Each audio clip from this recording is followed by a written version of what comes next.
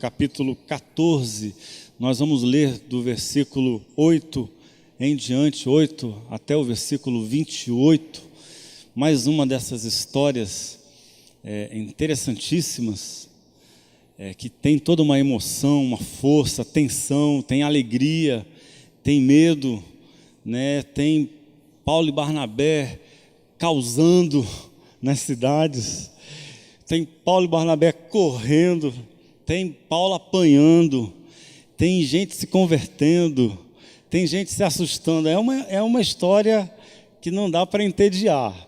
É uma história linda, a história das viagens missionárias de Paulo. E a gente acompanha hoje o desfecho da primeira viagem missionária. Foram 3 grandes viagens missionárias de Paulo, e viagens tão importantes que elas mudaram o mapa do cristianismo, que deixou de ser uma seita, um segmento, um acontecimento dentro do judaísmo, e se tornou um movimento para além do judaísmo, para além da língua falada entre os judeus, fosse o aramaico, que fosse o grego, e chegou a muitos povos. E hoje, particularmente, a gente vai ver essas nuances das culturas diferentes lidando com a pregação do Evangelho. Eu quero que você acompanhe comigo. O tema que eu dei à nossa reflexão é para não perder a fé. Olha o que diz o texto bíblico. Em Listra havia um homem que não podia andar. Vivia sentado, pois era aleijado desde que nascera. O aleijado estava entre os que ouviam Paulo falar. E olhando-o nos olhos, o apóstolo viu que ele estava pronto para a obra de Deus, pronto para crer. Então disse bem alto para que todos ouvissem: ponha-se de pé. O homem levantou-se e começou a pular e a andar, como se tivesse feito aquilo a vida toda. Quando viu o milagre, a multidão gritou entusiasmada no dialeto licaônico: os deuses desceram a nós! Estes homens são deuses! Para eles, Barnabé era Zeus, em outras versões Júpiter, que é correlato, né? Zeus grego, Júpiter do latim, eu imagino. Romano, né? Romano. E Paulo, Hermes, o mensageiro dos deuses, pois era Paulo quem falava. O sacerdote do santuário de Zeus organizou uma procissão com bois enfeitados e o povo em fila, caminhando para os portões, prontos para o ritual de sacrifício, uma euforia religiosa. Quando Barnabé e Paulo perceberam o que estava acontecendo, trataram logo de impedi-los. Sacudindo os braços, interromperam a procissão, dizendo: que é isso? O que pensam que estão fazendo? Não somos deuses, somos homens como vocês. Estamos aqui para trazer a mensagem, para convencê-los a abandonar essas superstições e a abraçar o Deus vivo, o Deus que nos fez e tudo mais, céu, terra, mar e tudo que neles há. Nas gerações antes de nós, Deus permitiu que cada povo seguisse seu caminho, mesmo assim não os deixou sem pistas de sua existência, pois é o autor da bela criação, derrama a chuva e concede grandes colheitas. Se vocês estão alimentados e de coração alegre, isso é evidência de uma bondade que não merecem. Com tal protesto enérgico e com dificuldade, os dois conseguiram impedir o sacrifício que os teria honrado como deuses. Logo depois, alguns judeus de Antioquia e de Icônio apareceram na cidade e induziram a multidão a se revoltar contra eles. Eles surraram Paulo até deixá-lo inconsciente. Arrastaram-no para fora da cidade e, pensando que estivesse morto, deixaram ali. Quando os discípulos chegaram ao lugar em que o apóstolo estava, ele voltou a si e se levantou. Retornou à cidade, mas no dia seguinte partiu para Derbe com Barnabé. Depois de proclamar a mensagem em Derbe e estabelecer um bom grupo de discípulos, eles refizeram o caminho até Listra. Voltaram. Depois até Icônio e em seguida a Antioquia, encorajando os discípulos e exortando-os a prosseguir na fé e a não desistir. Também deixaram claro para todos que não seria fácil. Todo que está a caminho do reino de Deus enfrentará tempos difíceis. Paulo e Barnabé escolheram líderes em cada igreja. Depois de orar e jejuar, consagraram os novos líderes ao Senhor, a que haviam confiado a própria vida, fizeram o caminho de volta, sempre trabalhando, e através da Pisídia chegaram a Panfilha e pregaram em Perge, por fim chegaram a Atália e embarcaram num navio de volta para Antioquia, onde tudo havia começado. Tinham sido enviados pela graça de Deus e agora estavam a salvo em casa. Pela graça de Deus, depois de fazer um excelente trabalho, na chegada, reuniram a igreja e apresentaram o relatório da viagem, contando em detalhes como Deus os tinha usado para escancarar a porta da fé, para que gente de todas as nações pudesse entrar. Ficaram ali algum tempo descansando com os discípulos. Amém, amém. Ore a Deus junto comigo. Senhor, nós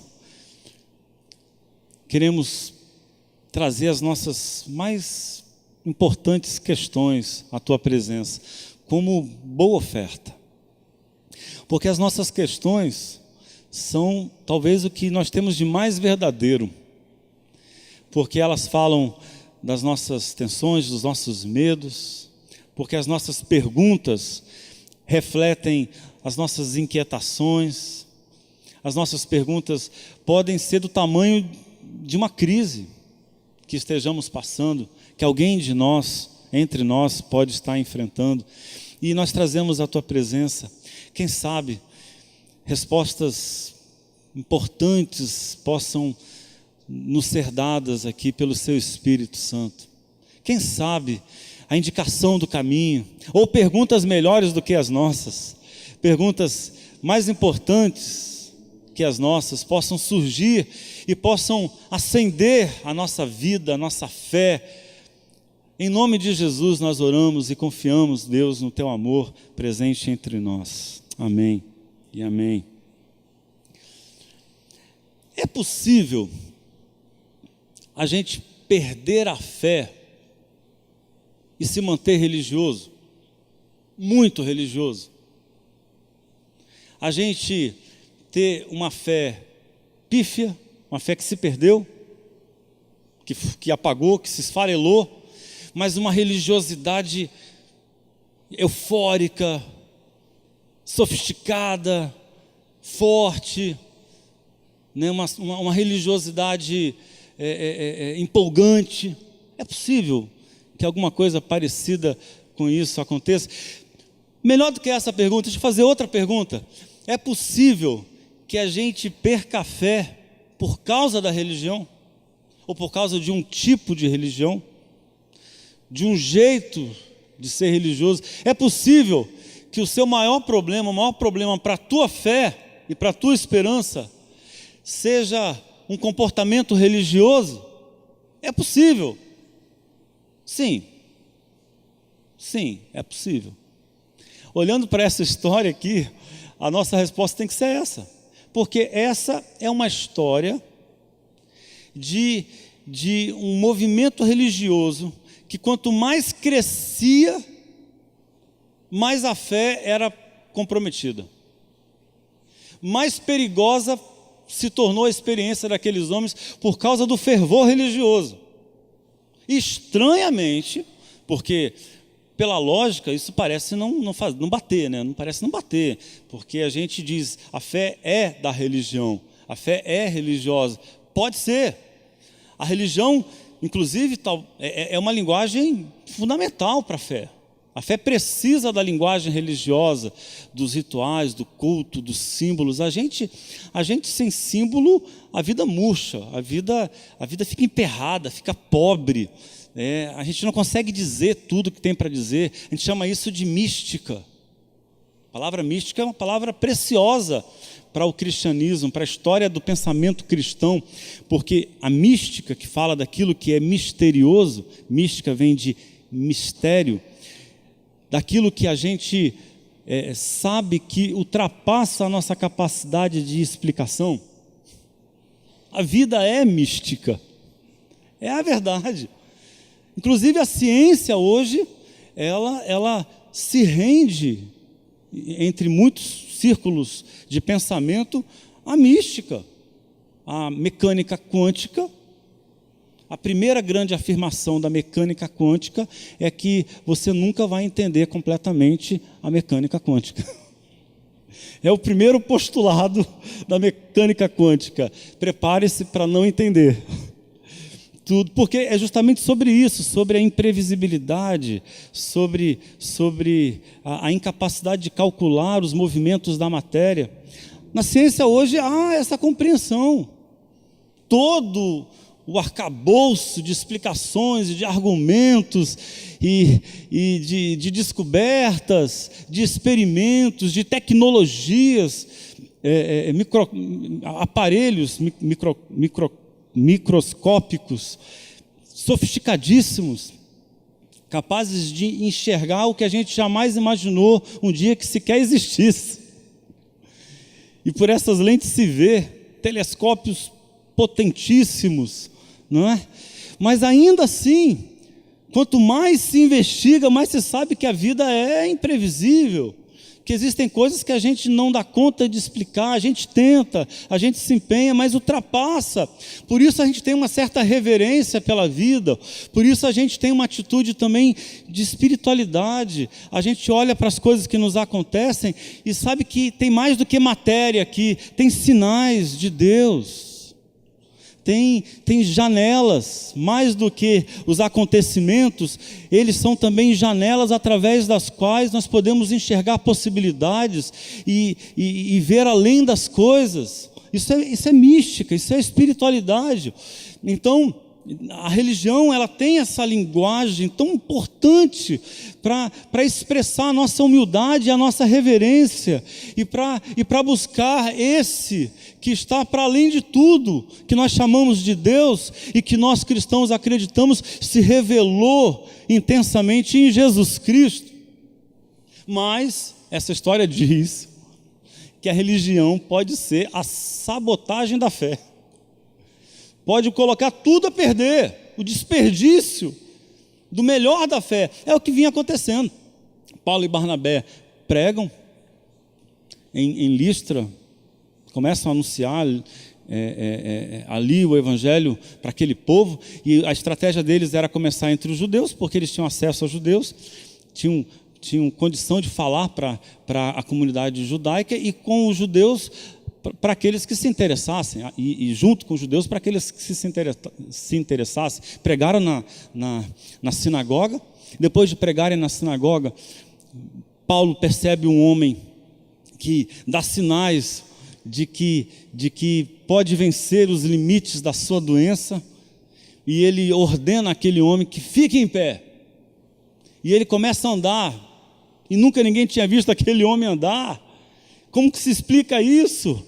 E quando eles veem isso, eles se enchem de fé, mas imediatamente assumem um comportamento que nega totalmente o que aconteceu, que vê em Paulo e Barnabé quem Paulo e Barnabé não são, que tentam enxergar com eles uma coisa que não está acontecendo, que a gente chama de delírio, né? O delírio, ele é a confusão da fantasia com a realidade.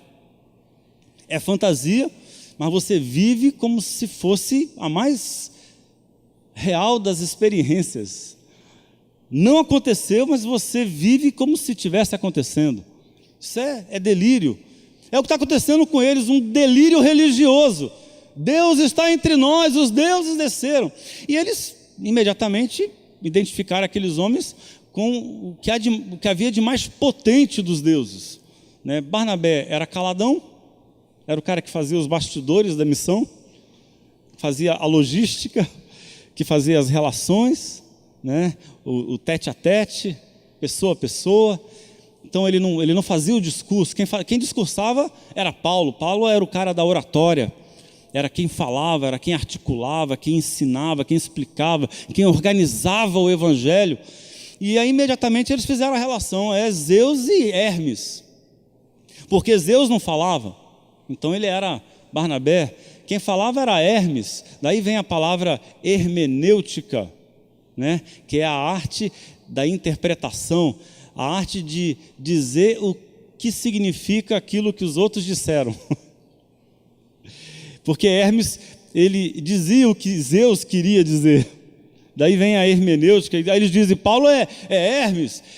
E num movimento muito rápido, eles organizaram uma procissão e já tinha boi enfeitado e eles iam sacrificar, e aquela euforia. E eu vou te dizer uma coisa, se o que Paulo e Barnabé queriam era o sucesso religioso, o sucesso no empreendimento religioso, se eles fossem empreendedores da religião, meu amigo, a faca e o queijo na mão. Dá uma ajeitada nesse negócio aí, usa uma metáfora, né? Paulo podia virar para Barnabé, piscar o olho e aí, Zeus? Né? E podia ser uma grande oportunidade, podia surfar naquela agitação religiosa, porque a religião, na sua euforia, ela é uma grande oportunidade, é muito lucrativa, é uma ferramenta de poder, de mobilização. Eles poderiam surfar naquela oportunidade estrategicamente, podia ter um olhar pragmático, mas é o contrário. Eles percebem naquele instante que a fé está indo por água abaixo, que nada daquilo ali fazia o menor sentido, que aquilo era religioso, mas aquilo não era fé, era outra coisa. Não era a fé que eles queriam provocar nas pessoas, a fé que poderia produzir salvação, a fé que poderia fazê-los caminhar em novidade de vida, e eles se negam a participar daquilo, e aí se negam a surfar na onda da religião que está dando certo, a religião que está dando para as pessoas o que as pessoas querem, a religião que está fazendo sucesso. Eles abrem mão disso e acabam entrando numa encrenca. Não dá para acreditar que aquele que podia ser Hermes tomou um pau tão grande que ficou mole no chão, ou quase morto, ou se fazendo de morto para não acabarem de matar ele. Ele que teve a chance de usar as engrenagens da religião e se dá bem, ele diz, não quero. E não quero porque isso não é de verdade, porque nós não somos deuses. Não quero porque isso é um delírio, porque não é verdade, não é assim que as coisas acontecem.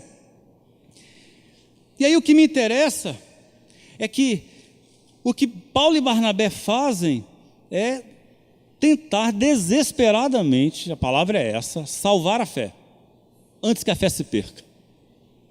Porque se perder a fé, e aí toda a construção que se fizer a partir daí, vai ser a deterioração do humano, vai ser a precarização da vida, vai ser feio. Porque o que pode ser mais absurdo, mais tolo, mais ridículo, mais patético, mais deteriorado do que uma pessoa que em nome da religião delira, vive como se tivesse algo que não existe, que não acontece, vive na mentira, vive na ilusão, que pode ser mais terrível do que você estar no engano. E aí o que eles fazem é salvar a fé, antes que se perca. Melhor que eles não se empolguem tanto quanto estavam empolgados, melhor que não haja tanto sucesso quanto estava acontecendo, mas que aquele povo não viva na ilusão. É melhor colocar os pés no chão e caminhar porque vale a pena, do que caminhar porque simplesmente dá certo, funciona. Então vamos nessa direção, mesmo que não vale a pena, mesmo que seja um caminho de engano, mesmo que seja um caminho que desumanize, que torne a vida feia, que nos torne pessoas infantis, tolas, incapazes de decidir, de agir, incapazes de viver com força, com intensidade. E é o que eles fazem, salvam a fé. Algumas semanas, acho que há 2 semanas, eu fui com a minha família, fui com a Beth, apenas a Clara não pôde ir, infelizmente. Fomos para um lugar que a gente gosta muito. Nossa família tem um carinho muito grande ali por Canoa Quebrada. E além de ser lindo, ser muito divertido, é um lugar que a gente tem uma relação de afeto, a gente viveu coisas boas ali, então vocês são assim também, a gente gosta de voltar lá. E uma das manhãs eu vi aquelas pessoas que trazem cavalos para fazer passeio na praia, e eu gosto muito de cavalgar, mas depois dessa experiência me dei conta que eu não entendo nada de cavalo. Eu gosto de cavalgar, mas não sei nada de cavalo. E aí eu me aproximei do cidadão e falei, quanto é que custa o passeio aí nos cavalos? Né? Ele, custa tanto. Eu negociei com ele, baixei o preço e aí fechei. Fomos a Beth não quis, abriu mão da aventura, eu, o Thales e a Gabriela. Cada um subiu em um. Né?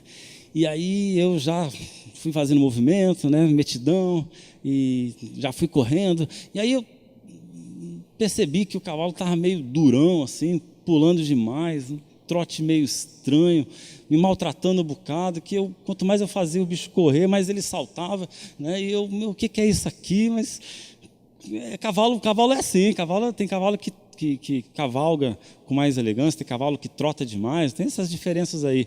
E aí eu fui perguntando para o cara, meu amigo, esse aqui, eu apontei para a égua em que a Gabriela havia montado, muito bonita e tal, esse cavalo é bonito e tal. Ele falou assim, é um manga larga, e aí falou o nome do outro cavalo e tal, e eu todo empolgado ali, né, e ele me emprestou o chicote para eu dar só de levantar o chicote, eu nem bati no bichinho, não precisa ficar com pena não, só de levantar o bicho, né, e o bicho todo trotando, e o meu, não, você é uma mula.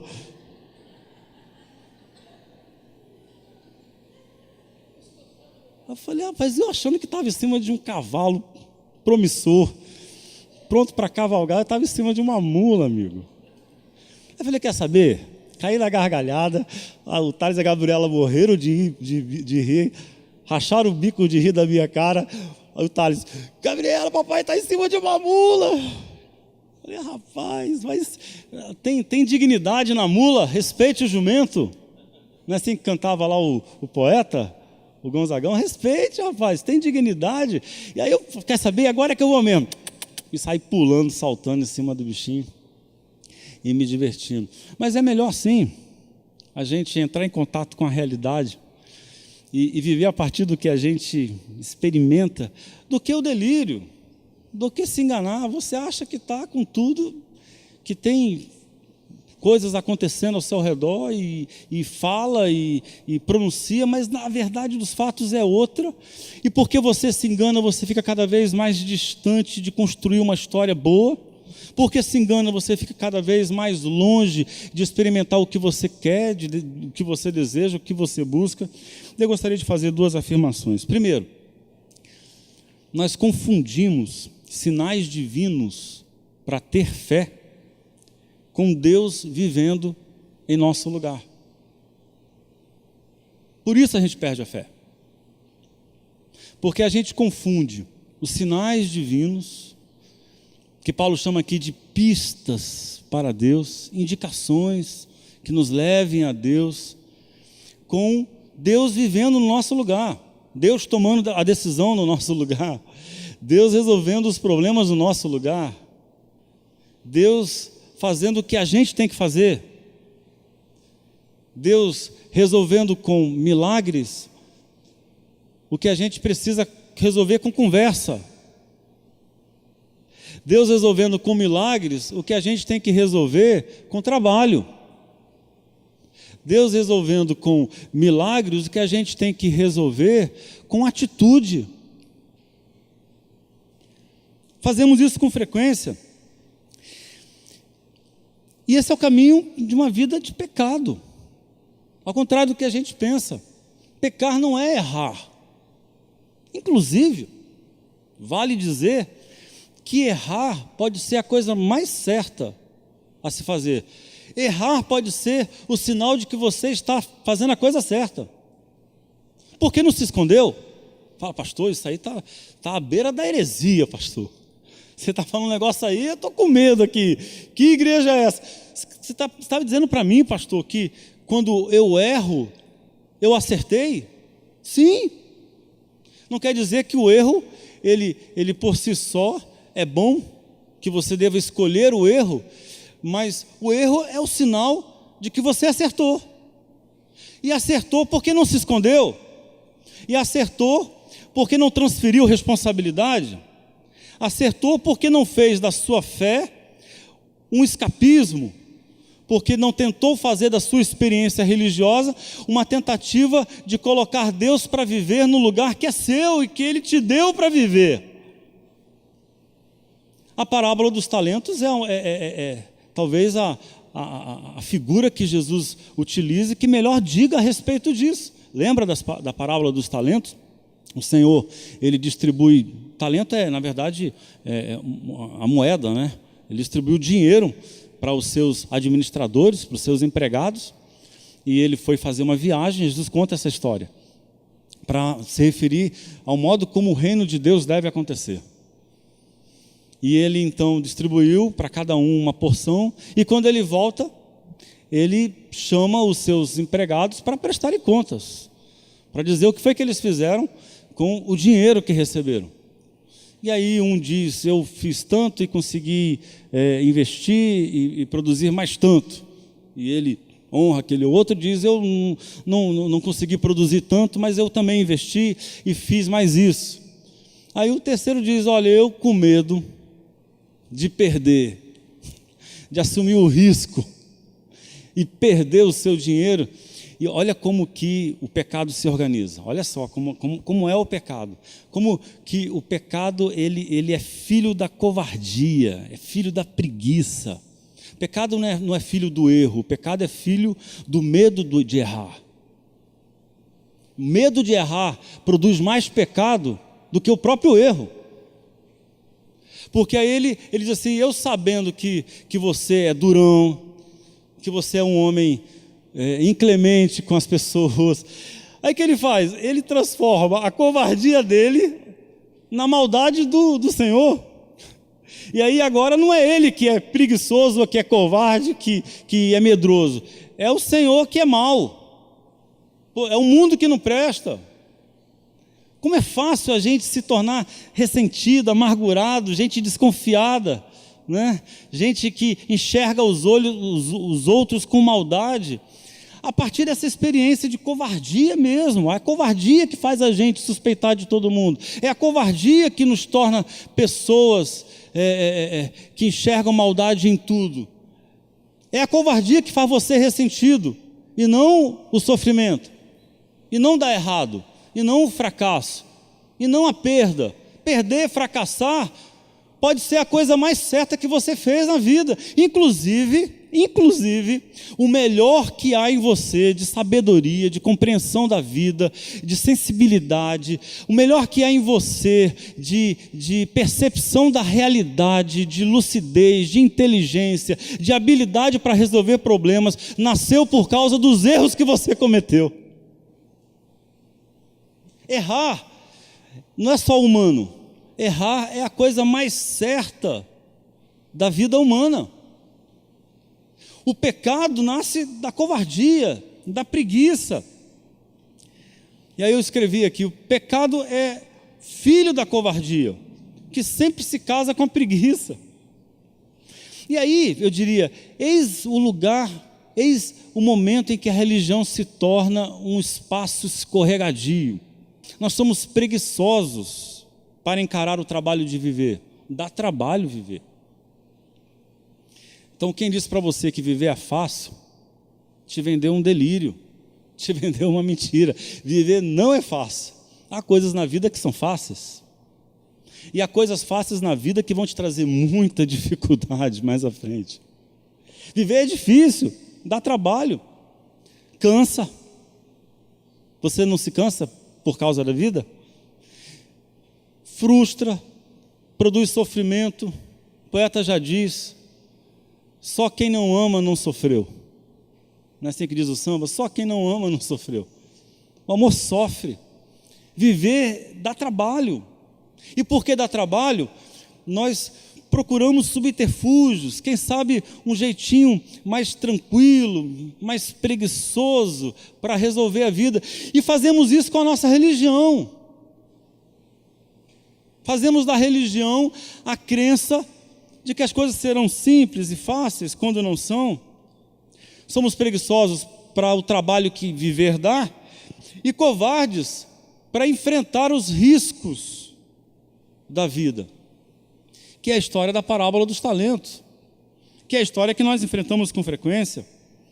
Então, diante disso, nós não queremos uma fé que nos encoraje ou nos responsabilize. Nós preferimos uma fé que transfira a responsabilidade de viver para Deus e nos dê garantia de viver sem riscos. Aí você fala assim: pastor, qual é o teu problema, pastor?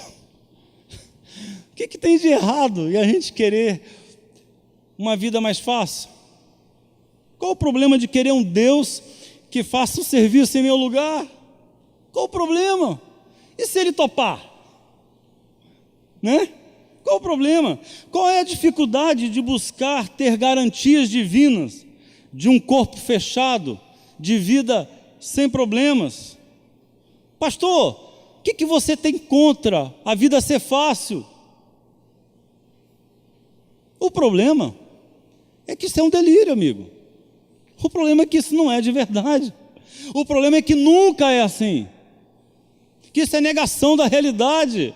E aí, se há um dever que Paulo e Barnabé têm com aquela multidão eufórica, que delira, é acordá-los do delírio e dizer: para, não é verdade, nós somos homens. A vida de vocês não vai se resolver com milagres extraordinários, nós somos gente, para, não é isso não. E aí que a fé se salva. E eu diria que a fé, ela é diferente do delírio exatamente aqui. Porque no delírio, o crente acredita porque foi enganado. Na fé, ele acredita porque vale a pena. É diferente. No delírio, o crente acredita porque está iludido. E porque acredita não quer dizer que é bom. Na fé é diferente, porque a fé te coloca em contato com a realidade. A fé é um despertamento. A fé te faz olhar para a vida com atenção. A fé tira de você a pretensão de se esconder, ela te encoraja, ela te empodera, ela fermenta a sua esperança, ela intensifica a sua atitude no mundo, ela te coloca com os pés no chão, e você caminha, não porque tem um horizonte de engano, não porque tem uma miragem à sua frente, você acredita porque tem um projeto, tem um sentido de vida, tem algo que faz valer a pena cada um dos seus passos. Qual é o nome disso? Fé. Segundo, o princípio da liberdade cristã é deixar de negar a realidade. E aí é um movimento aqui que eu achei muito interessante nessa história, porque nós estamos numa viagem que é rompedora. É uma viagem que Paulo diz, Paulo e Barnabé, quando voltam para Antioquia, lembra? Lá de onde eles saíram, da base missionária para os gentios. Quando ele volta para Antioquia, o que ele diz para o povo de lá, para a igreja, é: olha, nós escancaramos as portas da fé para todos os povos de muitas línguas. Abrimos o caminho. Então foi uma viagem rompedora, uma viagem para fazer acontecer, uma viagem desafiadora, com adrenalina, propositiva, né? Uma viagem para gerar expectativa nas pessoas, uma viagem para despertar a esperança, para provocar nas pessoas a crença, para fazer as pessoas acreditarem não em qualquer coisa, mas numa novidade de vida a partir de Jesus. Então foi um cortejo que levantou gente que estava caída, foi um movimento que pôs de pé os abatidos, que produziu esperança, ânimo, coragem, força, que devolveu dignidade para quem estava colocado de lado. Uma viagem empolgante, mas a volta fez um caminho diferente. Percebam na história que eles retornam a todas as cidades por onde eles passaram na ida. Então, se eles foram acordando expectativas, fazendo as pessoas sonharem, eles voltaram colocando o pessoal com os pés no chão. Não é curioso isso? Eles voltaram certamente com uma convicção, que a melhor maneira de confirmar a esperança das pessoas não é fazer as pessoas acreditarem em tudo, acreditar em qualquer coisa, inclusive que Paulo e Barnabé são Zeus e Hermes. Não. A melhor maneira de fazer as pessoas terem esperança é fazê-las não negar a dificuldade da vida, é fazê-las seguir apesar da dor, é fazê-las seguir apesar dos riscos, é dar a elas motivos para não desistirem apesar dos impedimentos, é fazer a elas um convite para se manterem fiéis e leais, porque o reino de Deus vale a pena, porque é bom, e é bom porque não é engano, porque coloca os nossos pés no chão, é bom porque nos dá um sentido verdadeiro de existência, que não nega a realidade.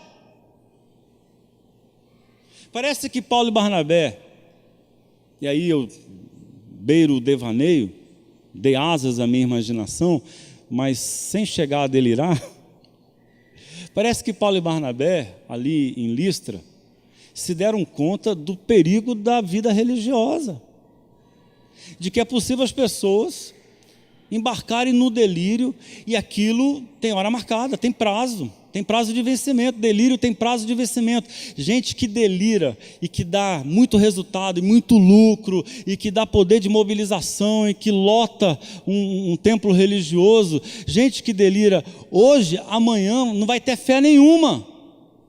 Quando a ficha cair, quando se der conta da realidade, quando perceber o que realmente acontece, vai achar que Deus é um blefe, vai achar que a vida é engano, e que pastor é ladrão, e que crente é mentiroso. E eu vou dizer uma coisa para vocês, já está cheio de gente assim por aí. Quem delira hoje pode dar muito lucro, mas amanhã vai ser uma vida esmagada. E aí Paulo e Barnabé parece que discernem isso.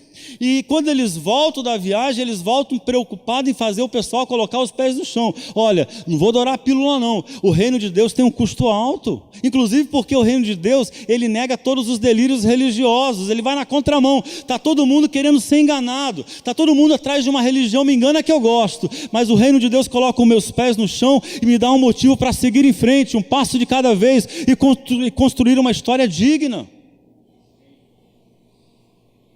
uma história empoderada pelo testemunho do mais humano dos homens que já colocou os pés sobre a terra, e o nome dele é Jesus, e foi tão humano que era Deus, e era tão divino que era muito humano.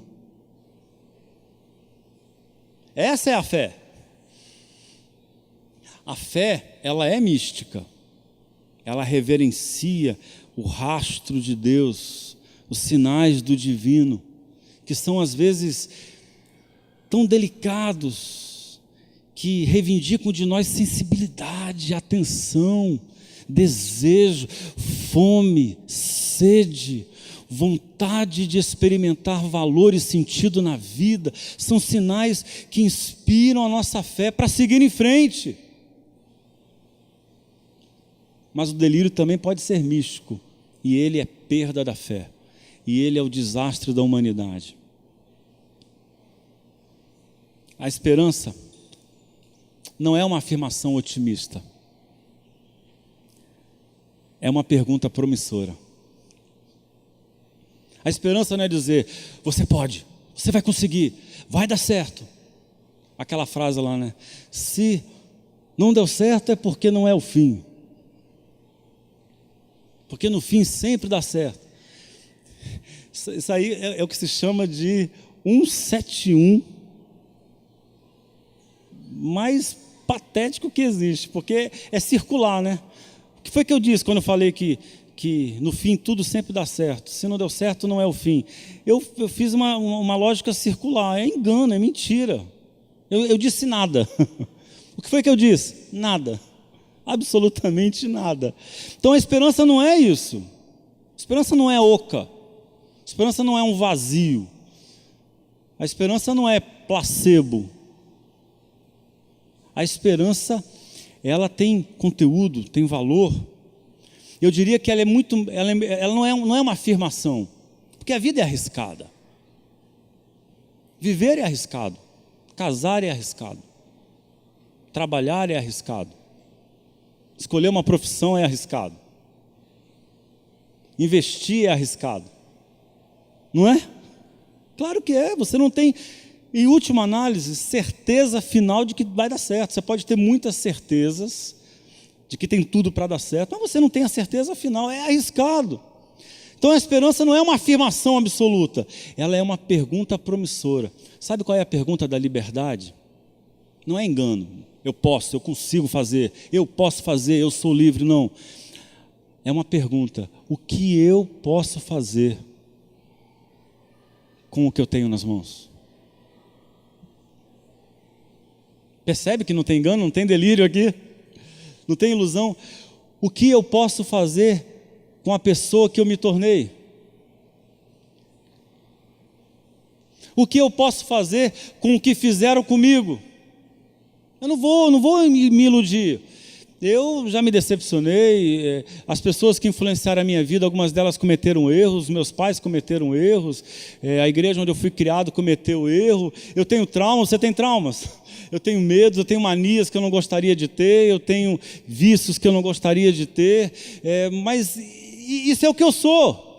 A pergunta da liberdade não é um fingimento. Não, você pode não pode qualquer coisa, mas o que eu posso fazer com esse que eu sou, com esse Elianai, com essa pessoa que eu me tornei, com os ingredientes que constituíram a minha vida, que me fizeram ser esse Elianai, que me deram um jeito Elianai de existir. O que eu posso fazer com isso? É a pergunta da liberdade, é a pergunta de quem coloca o pé no chão, é a pergunta de quem não se engana e sabe que a vida dá trabalho, é difícil, mas que vive pela fé, e a fé é acreditar que aconteça o que acontecer, valerá a pena seguir na direção de Jesus, valerá a pena seguir esse projeto de vida. Eu queria que você ficasse em pé junto.